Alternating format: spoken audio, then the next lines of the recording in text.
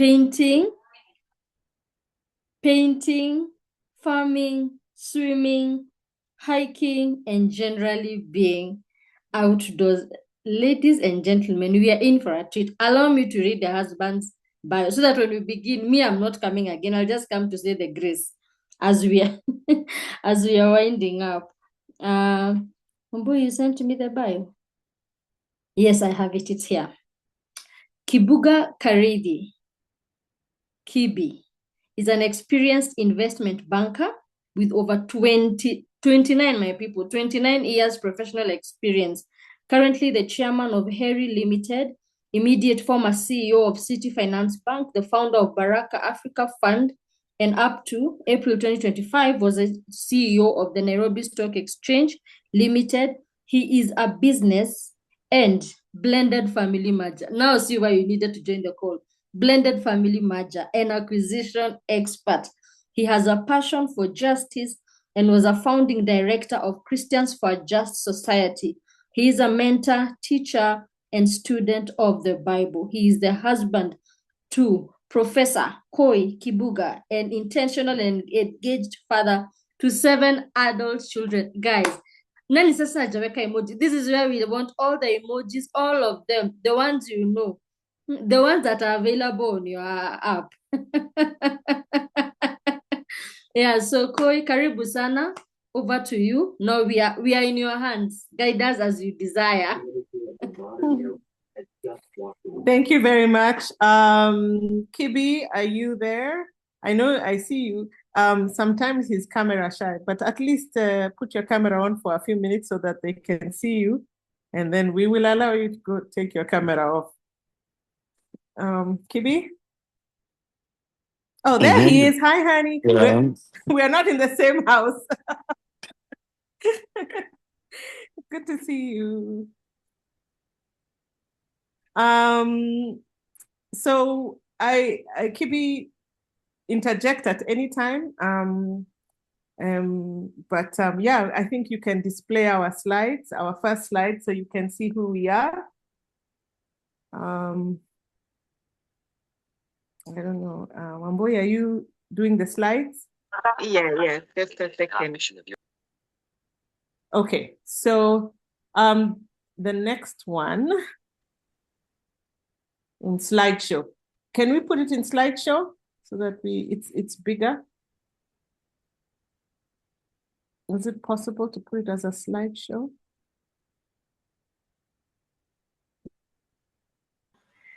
I've tried that earlier, it didn't work. Okay. Is it okay if I just do that?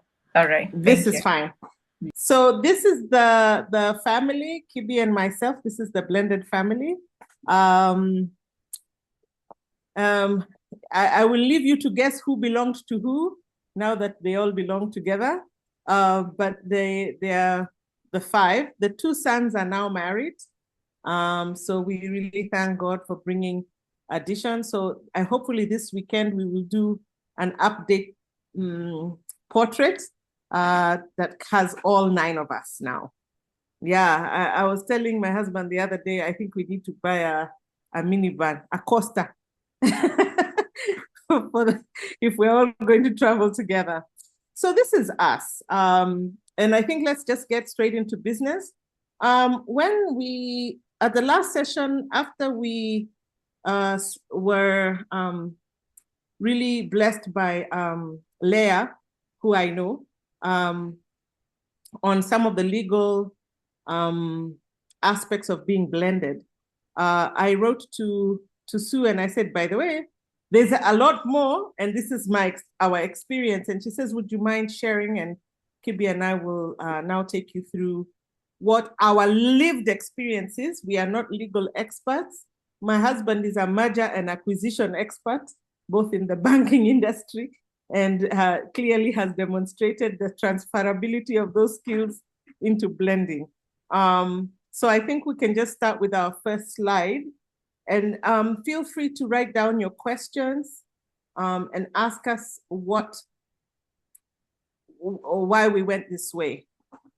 So often we are asked, and very many people find the discussions around a prenup very uncomfortable because they feel like, hey, we love each other, love is enough. And no, love is not enough. It's a good start, but it isn't the foundation upon which a good family is established. And so I will just say, for us, we came together with 5 children who are ages 16 to 24 at the time.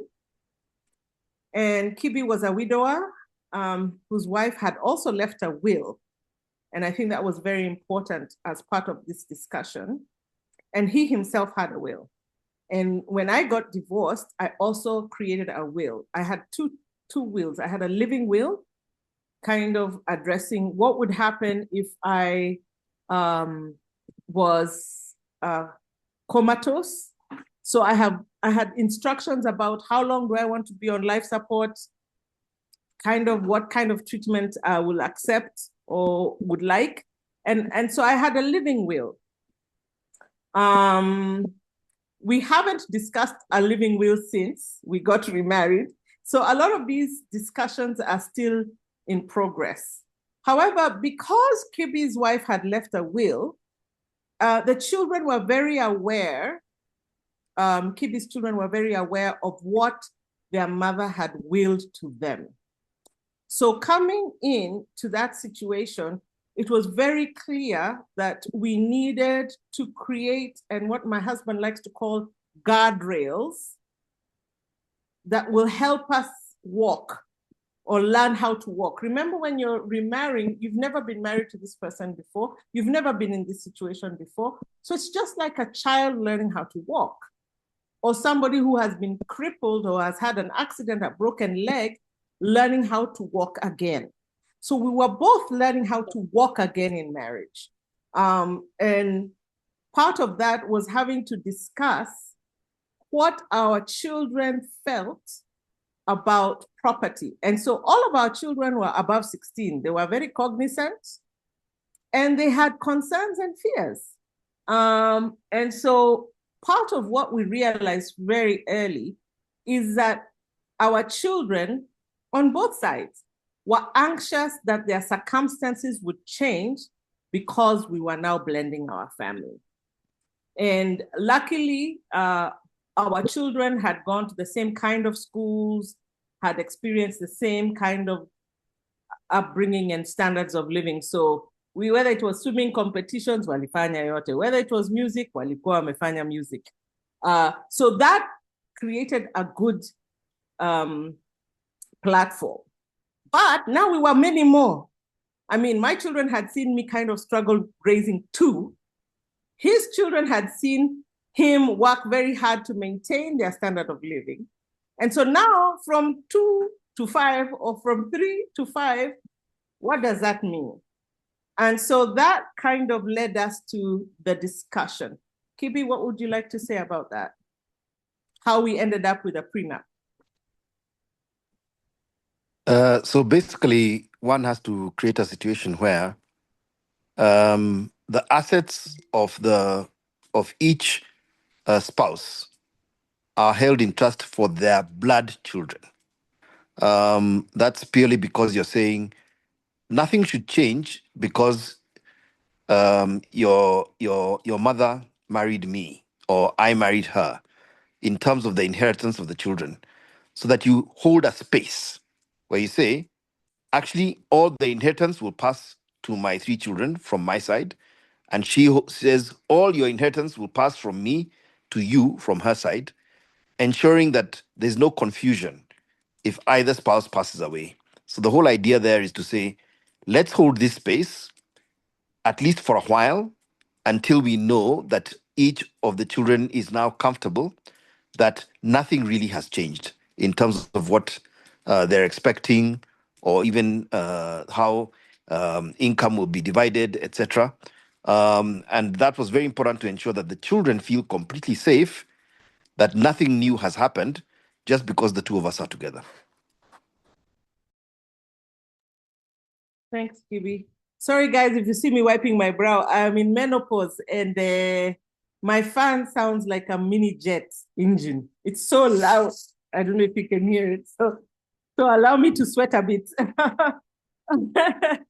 So yes, for us, it became very important. And I think Kibe has said two very critical things. Number one, the children felt safe.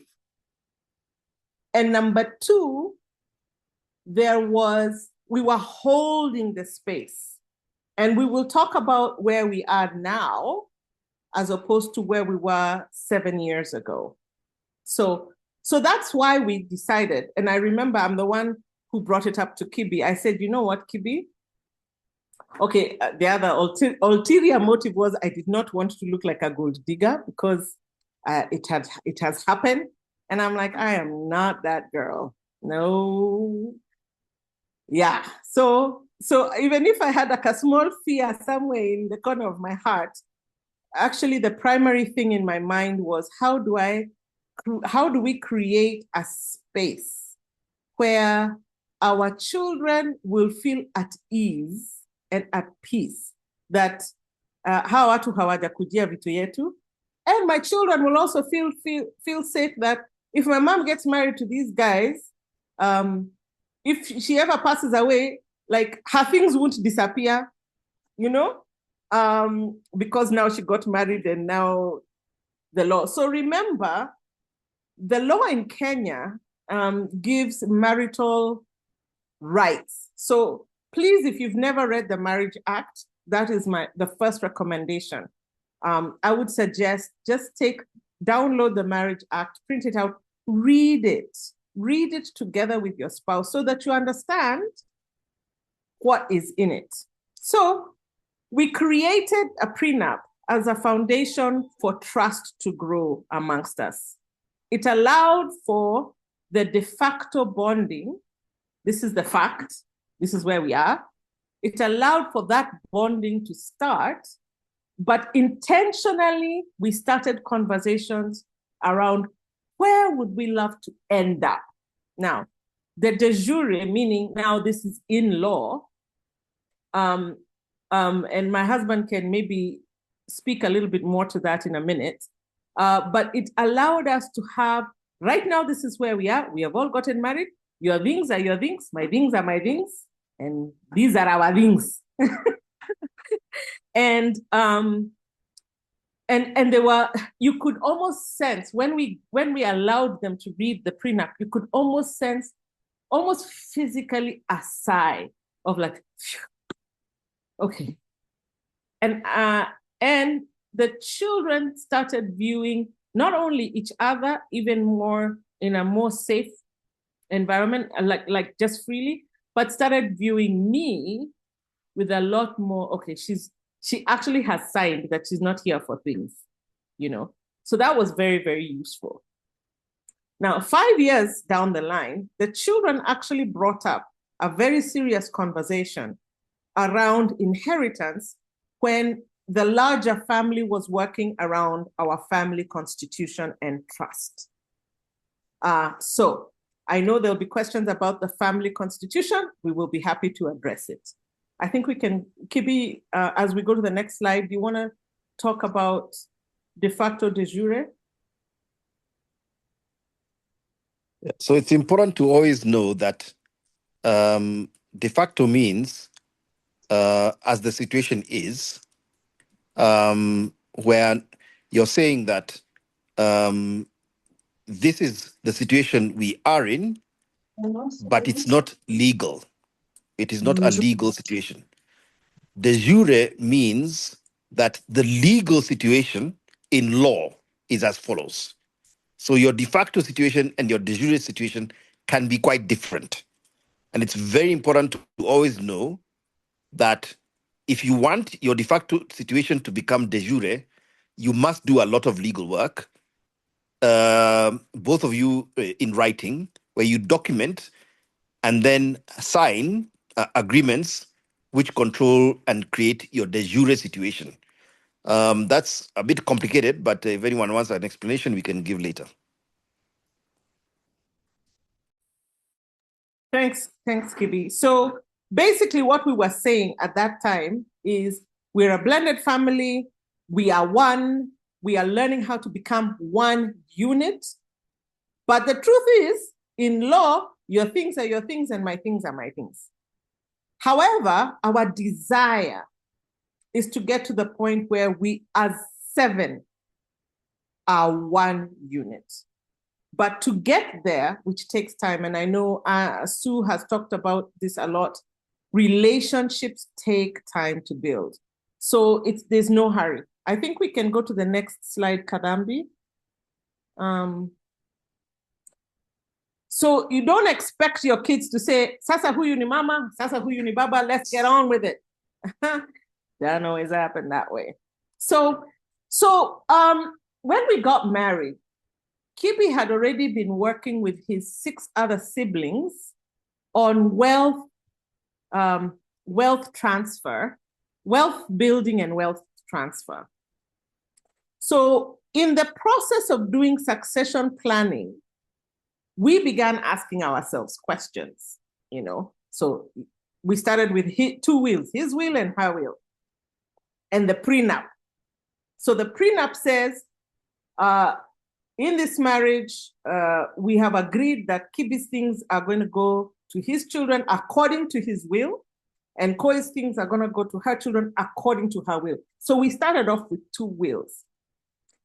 During the succession planning process, as the larger family, so our larger Karedi family, we are the Kibugas, we are part of the Karedi. There are 7 siblings, so we have 7 lines. We shared our wills. We started having the conversation around, okay, so what would we like to see? He can tell you for free, and I would be happy. I honestly admit it. I was more afraid to even talk about anything past my will and your will and prenup can stand. Because I was wounded. And I love the conversations around that Susan has around healing and around healing of your identity. So as a left woman, I came away with nothing. And I was like, hey, you can come away with nothing, enter somewhere else and come back again with nothing. So I admit that some of my concerns were based in fear. And I'll tell you that it's Kibe walking with me in his leadership of me as a wife that has helped me dial that back. So yes, do as much of the healing work you can before, but God does provide your partner to continue that healing in a deeper way. So we started off with 2 wills. We gave ourselves some time to settle into our marriage. And currently where we are having conversations around undoing or destroying, okay, let me not say destroy, moving beyond the prenup into having a joint will. So we've looked at what some of the lawyers have said, that you can have a joint will that says, whoever dies first, this is how we are going to do. This is what we agreed to do. We have also established a company that, and we had said this in our prenup, that Kibe's things are his things, my things are my things. But as of December 2019, we will establish a company that any assets we now build since that date now become for all 7. Now, when we did that, we also started thinking around, so in this company, who brings the assets? How do we help that company grow into investing and so on? We are still learning on that process, but we have an idea. So like right now, Kibe and I are doing some consultancy work. He's still doing investment banking deals. And what we are doing is the investment banking deals that we get, we are now pouring into the new company that we have created together. Some of our children are actually working on projects with us, and it is into that company. They can get paid sometimes a minimal amount. But we are also saying if you work in this on certain projects, we can calculate that as sweat equity, which means you become your shares grow stronger.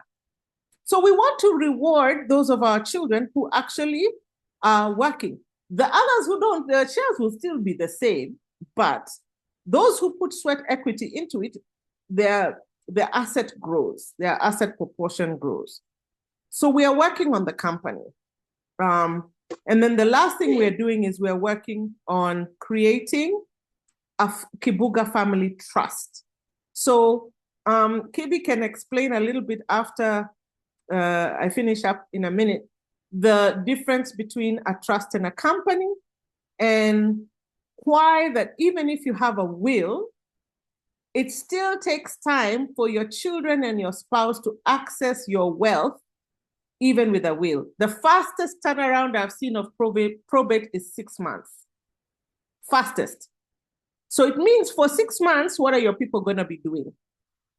So you even if you have a will, which I think at the bare minimum, please have a will, you still need to figure out how you will provide for your family while the probate is being worked out. So it's really important to think through, even if you have a joint account, some banks, if it's an and or if it's an and or an or. So if it is Mr. and Mrs., if that one of the spouses dies, the bank can close the account. If it is Mr. or Mrs., you can actually be able to access. So you need to be careful how you open your accounts. So please have a conversation with your bank relationship manager and ask, which is the best thing for us to do? Should we have a Mr. and Mrs. or Mr. or Mrs.? Because signatories and the continuation of the account does matter. And Kibe can share his experience with his joint account with his first wife. But for us as a couple, the governing Bible verse is Proverbs 13, I think it is 22 or 20. A good man leaves an inheritance for his children's children, but the wealth of a sinner is stored up for the righteous. What does a sinner mean is a question I would ask myself. It's anyone who does not do the will of the Lord, right? Anyone who is not following in God's will. And God has already made his will clear in the first half of the verse. It is his will that we leave an inheritance, not just for our children, but for their children as well. So the question to ask yourself is, which one of these three, or in a different way, will do that for your children and your children's children? So how do you transition the wealth that God is giving you and what you're working on now to your children and your children's children? And I'll be clear to say here, we are talking about wills and whatnot, but wealth is not just property or money or assets. Wealth is also the upbringing you give your children. So for example, Kibe's parents, one of the things they did is they made sure the family had Christmas Eve together every year. So as a family, one of our priorities is to make sure that that happens, whatever we need to do. Yeah. Before we used to have a caterer, a big thing, but if we can't do it, we still make sure that we are all together on December 24th, whatever that needs to happen, whether it is us doing the cooking ourselves. So think about what you want to do as an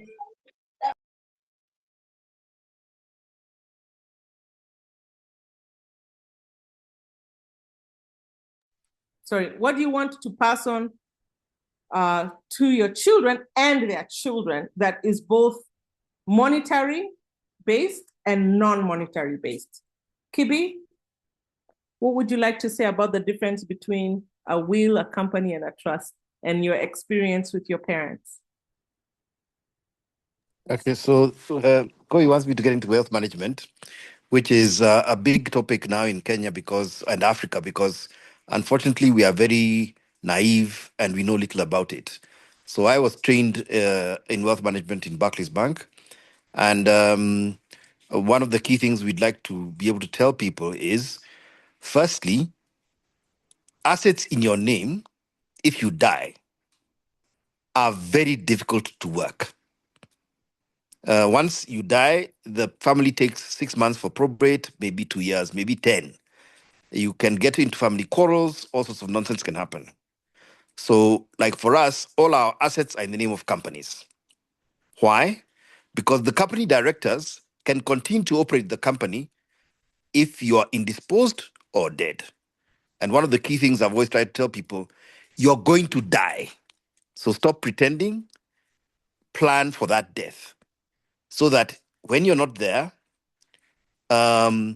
your wife and your children have complete access to all your assets the same day. So they should be directors of companies. They should be part and parcel of what you're doing with that company. They should know everything about that company. Everybody, your lawyers, your bankers, your whatever, should already be working with your children. So for us with adult children, that's very easy because all of them can sign, all of them can be signatories. So the company gives you the first stage of being able, when you die, to hand over everything to your children because the company continues to operate. However, a trust does things that a company cannot do. So a trust is perpetual. In trusts, you don't have to have probate. The assets pass to the beneficiaries automatically on your death. And because of that, for some assets, the trusts are better in holding your assets in a way where the beneficiaries, your children or the surviving spouse, will take over the day that you die, and your death is just recorded as so and so died. The trust continues to operate with no problems, no probate, no interference at all. So these are just the various things we use in wealth management to ensure that succession happens without any problems. The family continues operating, legacy is maintained, and you transfer wealth from one generation to the next with ease. Unfortunately, in Kenya, as you know, very many people don't have wills, very many people don't have companies, don't even know what a company is. And so there's tremendous nonsense going on in all the courts because huge quarrels, huge problems, no probate. So people like, unfortunately, the Konange family has been in probate for 40 years. It's to avoid all these things that you create these wealth management solutions. Thank you, Kibi. So now you imagine this is most of these families that are in court are a husband, a wife, and their children. This is not even blended.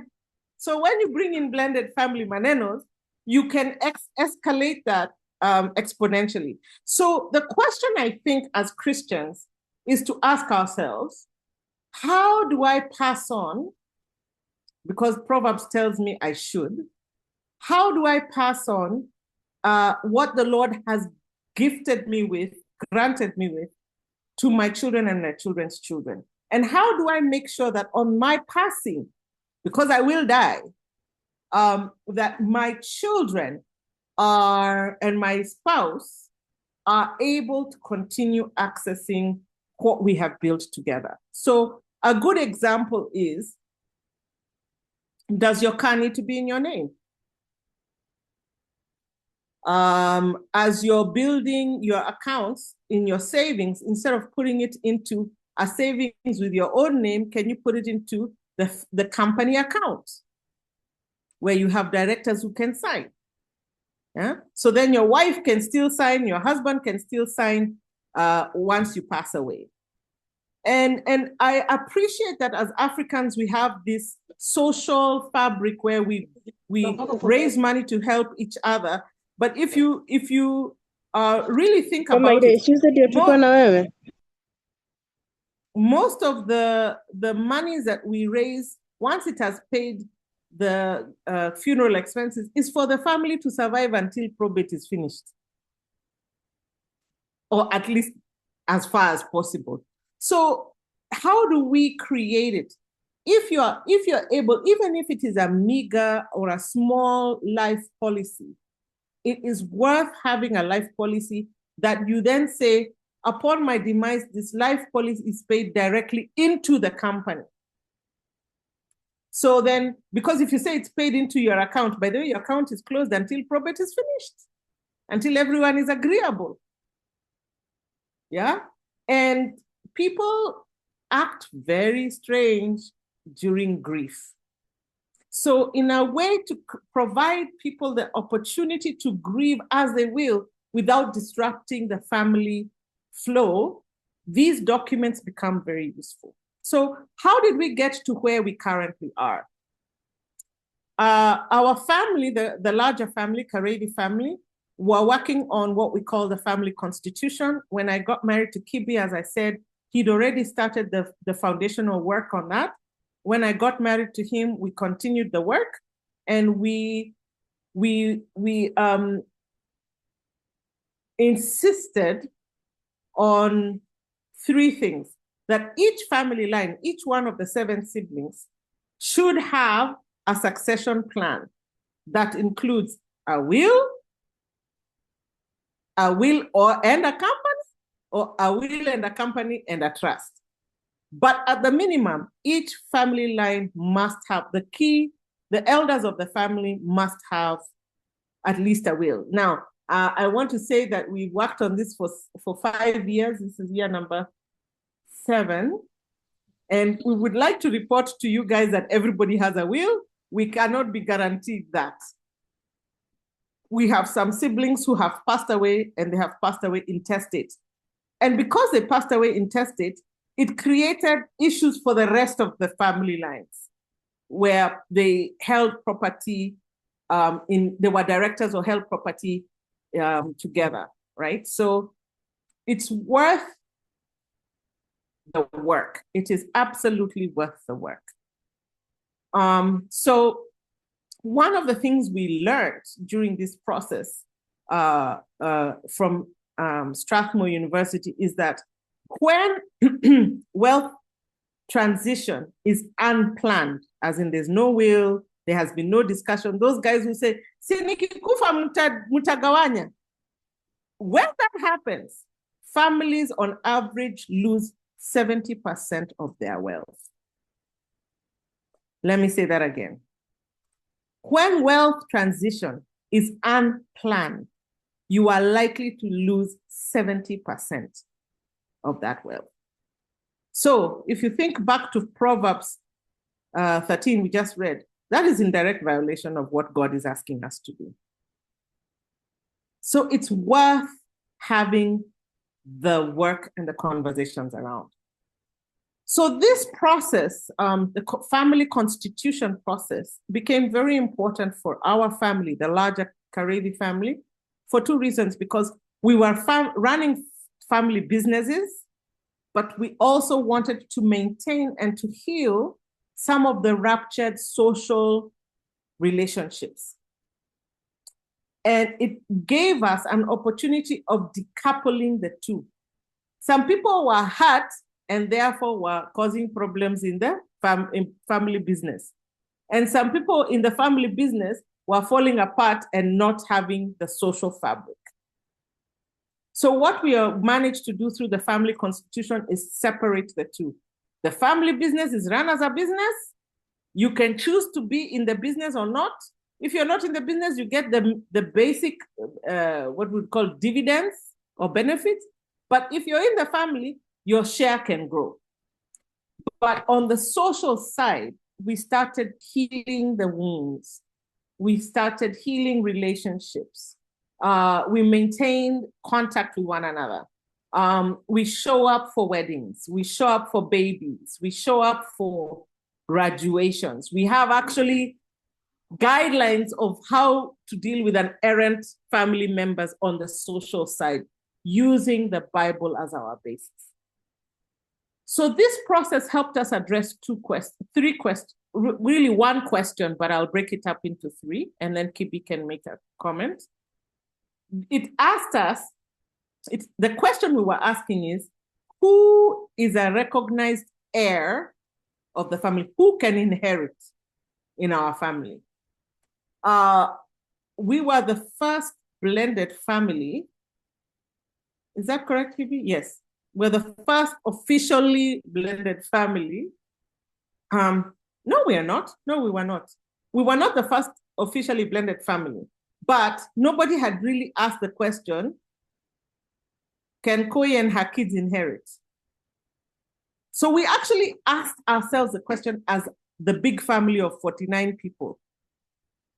And we said, okay, so if somebody has an outgrower, do we recognize the outgrower? What do we do? Who can actually inherit in this family? And that really helped us begin to address the issue of how do we incorporate bonus adult children into the succession planning process. By the time we were having this discussion, both my children were over 18. They can't be legally adopted. But as Kikuyus, we said we will recognize the Kikuyu adoption ceremony. But it means the family, the individual family, must make an application to the chairman of our larger family and the clan that this is something they want to do. So what does that do for us? It minimizes fights. The chairman of our family and all the elders of our family are in agreement that Koi and Kibi have 5 children, not 3, not 2, 5. So these discussions then around, do you adopt the children before they are 18? I know there's co-parenting, my ex is still alive. And that the issue of my son was adopted in the Kikuyu traditional way, that is a whole session on its own. We won't cover that today, but that has happened for my son. It hasn't yet happened for my daughter because she has not requested it. She's an adult. But she is counted as part of the Kibuga family. So I think asking yourselves that question, if I was not here today, what would the law say? So remember some of the points that Leah made last year. There is a responsibility of care. If you've been picking that child up and dropping that child from the hospital or the school, the responsibility of care should still continue. The law will acknowledge that. But that is a de jure, that is the legal standing. But creating and talking about these issues helps the de facto situation join up with the de jure situation. Kibi, what do you want to say about this particular slide, whether it's how to incorporate bonus non-biological children into a succession plan? Yeah, so to indicate what happens in the de jure side, by creating a process within customary law that says this is how you adopt an adult child, we then create the process where now the legal documentation that accepts that child as a member of the Kareithi family then can happen with everybody in agreement. So all 7 lines agree, this is our child, not my child, our child as a family. And then we take that into de jure, where we actually write that out and say, this is now somebody who is known to us as our child. So yes, you do the ceremony to have a way to agree the whole clan that this is correct. And then you then document it legally, and the person is placed into the trust, the companies, and other instruments that we use to create the inheritance. So that just basically shows that even a bonus child can become part of the family through a process that eventually will be de jure. It will be final.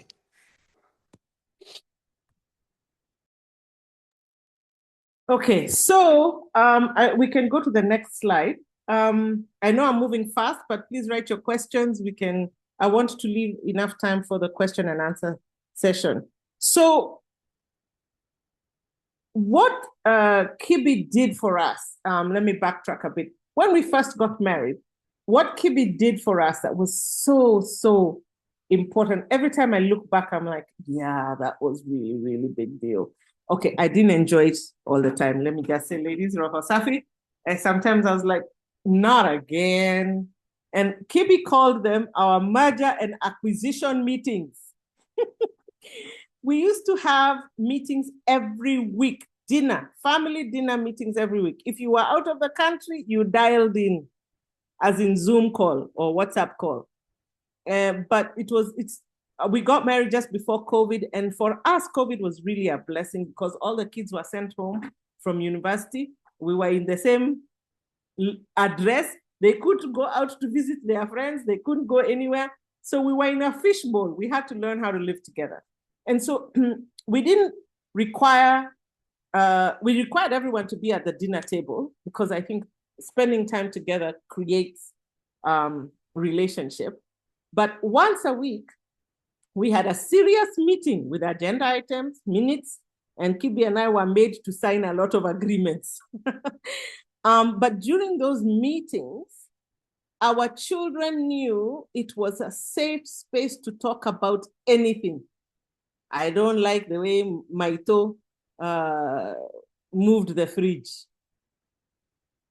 Where is my mom's things? Gitari would say, whatever it was. And so we dealt with the issues that most families don't even talk about. Sisi tuliweka kwa meza. We ate, we cleared the table, we put out our notes. So issues like, what do we call Koi and what do we call Kibe? We give them options, pick one, or come up with an option that we find acceptable. We were blessed enough that we didn't have to put children to share bedrooms. So that was a very helpful thing. But because I think during the time when Kibe and his kids were grieving, a lot of the going to eat in your bedrooms was happening. And I was like, no, people can't be eating in their bedrooms. Everybody needs to come downstairs. We have a beautiful dining table. Let's use it. And even that took some adjusting. But we also used the time to play cards, play Monopoly, Scrabble, get to know one another. I was banned from playing Monopoly because I catch feelings. So it created an opportunity for us to get to know one another as adults, really. So if it's very possible, as much as it is within your power, now we have these meetings twice a month. Our children are getting married and they're telling us, hey, Bwana, even the Bible says you should leave us alone for a year. But we want to induct our new daughters-in-law into our family. Who are we? How do we do things? So we do have the meetings every other week, and now we do it on rotation because people have moved out. So I don't have to host all the time. If the ones who have moved into small houses, the girls, they come and cook in my house, but I'm not cooking. So we have a roster who is cooking, and we now have a roster of who is bringing up the content discussion points. And it's anything from philosophy to did you see what Ruto is doing to, how many people have not registered in our family for voting, anything. And so the merger and acquisition meetings we had for the first 4 years were weekly, and they really, really helped us have open discussions, open and honest discussions, vulnerability. There were some things they would ask, but we can say, can we choose not to answer that? But we will discuss it amongst ourselves, Kibe and I, and we'll bring you back an answer that I think is appropriate, okay? So we also do, we also have something that we call the life cycle. It's 12 items: spiritual life, intellectual life, social life, intimate life, business, learning, and academics. I can share it with Sue. So each one of our family members does that, and it really helped us get to know one another. And we have an accountability partner within the family, and that is on a rotational basis. And you don't report on yourself, your accountability partner reports on you, physically, health-wise, what are you doing? And so it's helped us learn one another. So what I'm just saying, on the back end of this legal discussion or this discussion of where we are doing a lot of work on the fabric of the family, the social, spiritual, emotional, and psychological fabric of the family. However, we do family retreats. And our family retreats as a larger Karedi family have been really, really powerful, and everyone was in attendance. So we learned about trusts, we learned about wills, we learned about wealth management and wealth transfer, and we learned about the art of leaving an inheritance for your children. We looked for professionals to teach us. We went to Old Mutual and their team around wealth transfer. They are the ones that helped us do our trust, our family trust, which we have now signed off 24 months later. We went to Gen Africa, and they taught us a whole day on growing wealth, investing, and transferring wealth. So how do you do the MMF, money market fund? Which one is the best? Which one is least aggressive? Which one is more aggressive? How do you keep money going back into the trust? What part of your trust do you put into investment? And then Strathmore Business School consultants helped us with the process of writing the family constitution. We actually had done a lot of the work ourselves. We had a family hymn, a family verse, our family values written out. We had family verses. So what the Strathmore Business School just helped us do is discuss and write it up and then agree. So you don't have to try and do all of this on your own. We have great experts and professionals in the country. It's worth the investment. What I would suggest is Strathmore, I think they are not as expensive. But if you have a family, 15 families together, and each family pays 10K, they'll come and work with you. So create teams or cohorts or circles or chamas that help you get this information together. So definitely use the experts that you have at your discretion. The interesting thing we had is all the founders of our families on my side and on my husband's side. My father had a will, his parents had a will, my mother has a will. She's still living and we are grateful. So if they could do that, why can't we? Like, how can we lose the plot? And to this point, I really think Hosea 4:6 speaks to very clearly. My people are destroyed for a lack of knowledge. Because you have rejected knowledge, I will also reject you from being a priest for me. Because you have forgotten the law of your God, I will also forget, not you, your children. So if we look at Proverbs and look at this, the pattern is very, very clear. How can we must take the time. We must invest ourselves in being able to leave an inheritance, monetary and non-monetary, for our children and their children's children. I think we can go to the next slide. Kibe, is there anything else you wanted to say about this one? No, I think you're doing very well. Thank you, honey. All right. So how do you get started? What would you do? I think, especially when you're blending, start with a plan. Look at the Bible verse. That is your anchor. How will you leave an inheritance? And what does that look like for you? We are sharing our lived experience, but our lived experience is not going to be yours. We're happy to lend our experience to you, answer any questions, but what would work for you? What would that look like for you? How are you going to be intentional? We have friends who have already given their children property and everything and moved on. And that works for them. But yes, so be intentional. Confess your bad promises. Some of us have made promises to our children. Maybe nikikufa vitu yote ni I will never do this, or I will never do that. Be careful the vows you've made. Me, I had made very many vows. Never.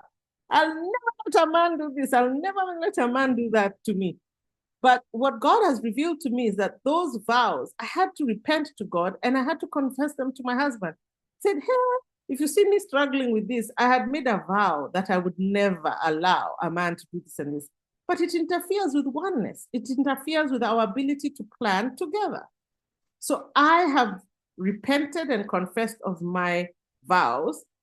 And together we are checking the promises we made to our children and saying, you know what?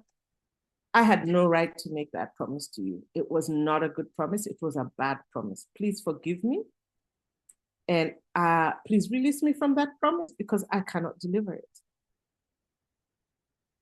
And so that's very important. Go back through, take an inventory of your life. Ask the Lord to reveal to you if there are any secret vows you've made, if there are any promises you've made to your children and others that are not in line with God's purpose for your life. Number 2, give yourself time. Be honest, seek God's guidance, and ask for help. Trust God to take care of you. Some of the vows, the secret vows I had made, were actually an indicator that I didn't trust God, that God would take care of me if I got remarried. I still wanted to keep something for myself. I was afraid that, hey, if I get married and this guy just turns on me, and the Lord one day asked me, Koi, even that first car you had, who provided for it? It was me. So you don't think I would provide for you again? And it really challenged me. And God is so gracious. I love Proverbs 23. He has the rod and the staff. The rod is for correction, the staff is for direction. And if you ask him, he will show you. And then number 3, involve your children appropriately. It builds trust, it reduces shocks and unnecessary tension, especially with our children. Now that our children are older, in fact, they're the ones who are going to register the company. Kibe and I are the primary directors. They are mere shareholders at the moment. But they are the ones who worked with the lawyer. So they're also learning how to do this for themselves. So we are the ones who send them, here's my ID, here's a copy of my PIN, go to the lawyer, do this and this and this, make sure this has been done. Can you go to the land's office, put a caution on that piece of land? Tunasikia watu wanataka funny guys were being seen around the fence, put a caution on the land. So the children actually know how to do these things. And they have visibility on, oh, Maito has this, oh, Dad has this, we didn't know.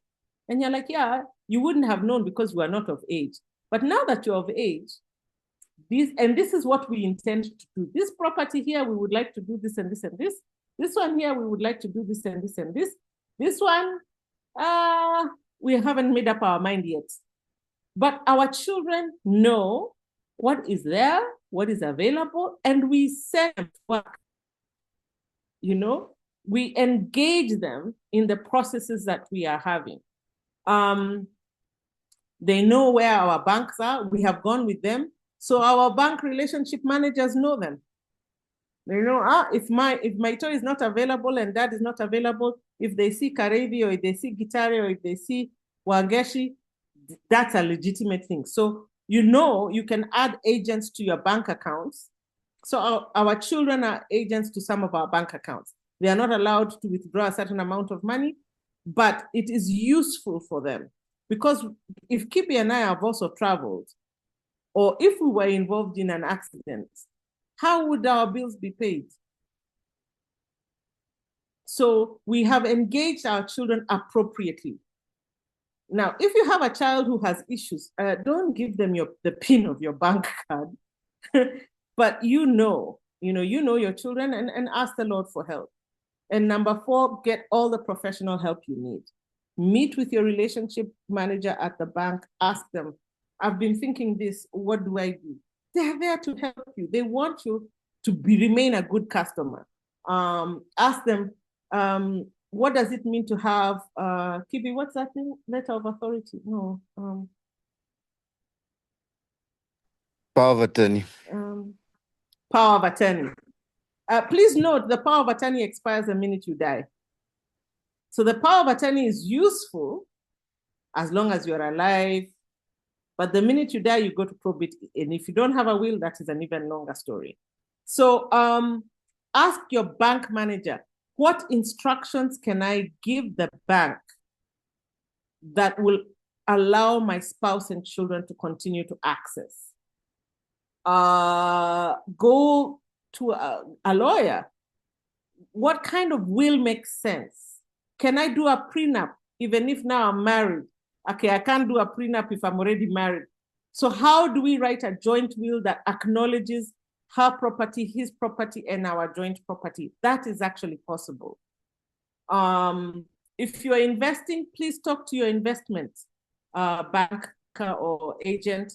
They're there, old mute, very brief term. I mean, pick, they're half a dozen. So pick one. But get the help you need. Invest in understanding and knowing. Start watching Bloomberg. I hate Bloomberg, but my husband has it on so much now I've learned. It's just by osmosis and by default. I listen and I learn things that I would never put Bloomberg on my own.